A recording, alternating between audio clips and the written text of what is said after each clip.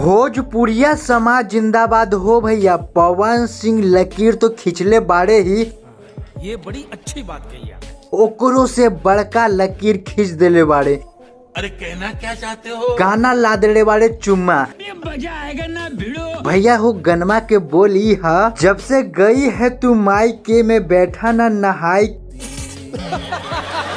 के मैं भूल गया स्वाद चाय के। मजाक है क्या? क्या हुआ तेरा बादम में हुआ रो रो के आधा। जान ले ले तू मुंह दिखाई के, जे की भैया टी सीरीज से बवाल गाना है। चल झूठा। 3 घंटा में भैया हो गनमा एकदम पूरा रिकॉर्ड तोड़ देले बा। क्या बात कर रहे हैं? 1.3 मिलियन व्यू आ गेल बा, जे की भैया पवन सिंह के आवाज सुने खातिर पूरा भारत तरस गेल बा। अभी के डेटवा में गनमा 2 नंबर पर ट्रेंड कर रहल बा। शाबाश बेटा। ई गनमा में पवन सिंह दिखाई दी है। पवन सिंह के फेमस डांस जे वायरल है उहो एकदम दिखाई दे। भैया ई गनमा में एक लाइन बहुत तेजी से वायरल हो रहल बा। नहीं। ओ मेरी क्यूटी तेरे होठों को सेंड कर फोटो लू चुम्मा तेरा, जे की ई लाइनमा बहुत तगड़ा से एकदम वायरल बा। ये बड़ी अच्छी बात कही आप। और दिन पर दिन खूब रील बनी, काहे कि भैया पवन सिंह का डांस कैले बाड़े। और पवन सिंह के डांस भैया राजकुमार राव कॉपी कैले बाड़े। तुम्हें कैसे पता चला?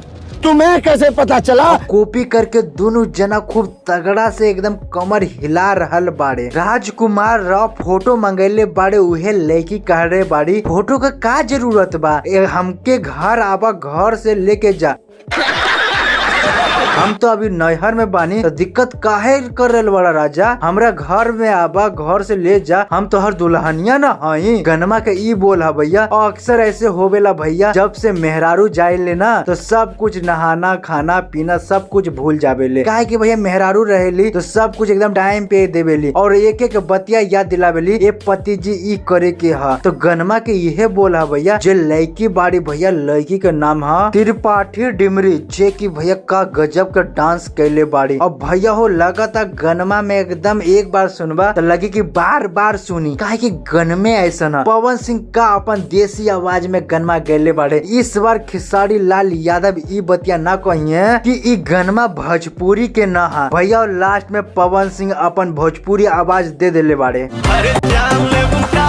और जान लेबू का हो खेसारी भैया, इस बार पवन सिंह दे देले बाड़े अपन भोजपुरी इंडस्ट्री के एकदम लोगो, जे की ओकरे पे एकदम पूरा दुनिया तैयारी भैया। काहे कि पवन सिंह कह देले बाड़े ना, जे हम लकीर खींच देले बानी उहे लकड़िया पर सब रेंगी हैं। और खेसारी लाल यादव ये बतिया सुनी है, लास्ट वाला डायलॉग बा तो कहिए कि हमरे बतिया पर एकदम पवन सिंह भोजपुरी में आवाज दे देले बाड़े। भैया बहुत अच्छा गाना है। अब पूछबा गनमा के लिखले बा के भैया? वायु भैया गनमा के लिखले बाड़े। टी सीरीज से गनमा आयल बा भैया। सचिन जिगर के म्यूजिक है, बहुत अच्छा गाना है। पवन सिंह के आवाज है। और पवन सिंह के साथ में जो लड़की गैली बाड़ी ओकर नाम है रूपाली जग्गा, जे की भैया बहुत अच्छा उहो गनमा गैले बाड़ी। और हिट जोड़ी पवन सिंह के है भैया राजकुमार राव के साथ का एकदम निरहुआ रिक्शा वाला के एकदम फेमस हो गया बा भैया। रिक्शा भी एकदम भोजपुरी इंडस्ट्री में भैया जो रिक्शा फेमस है उहे हिंदियो फिल्मिया में रिक्शा फेमस है। ई फिल्मिया के